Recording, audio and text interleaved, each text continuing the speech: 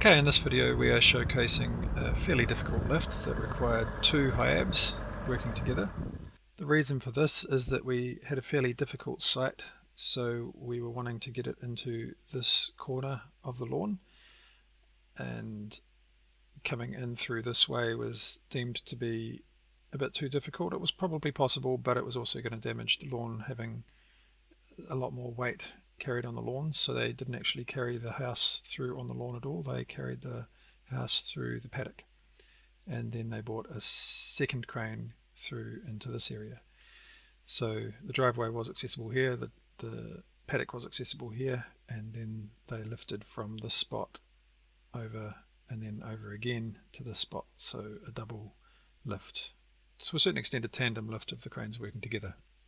So they started the lift with this high ab out in the paddock. They did have both cranes attached, but the high ab out in the paddock is taking the full weight, and then later it transfers that full weight to the crane on the lawn. So they are both connected at this stage using that triangular toggle up at the top, which also allows one crane to detach.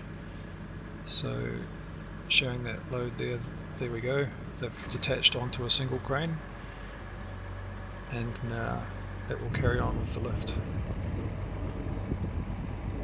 So this technique is allowing them to go a lot further than with just a single high ab. These are fairly large high abs or knuckle boom cranes, but they are still not as strong as dedicated commercial cranes. So by using two of them together they can make their reach a lot further than just using one by itself. So this technique is particularly good when needing to go over a back fence.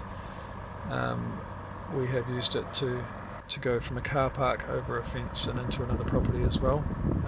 So it does allow for more difficult sites, and if it's a really difficult site then we can use a more dedicated crane which can have up to 20 metres of reach, can go over an entire house from the road into a back section if need be.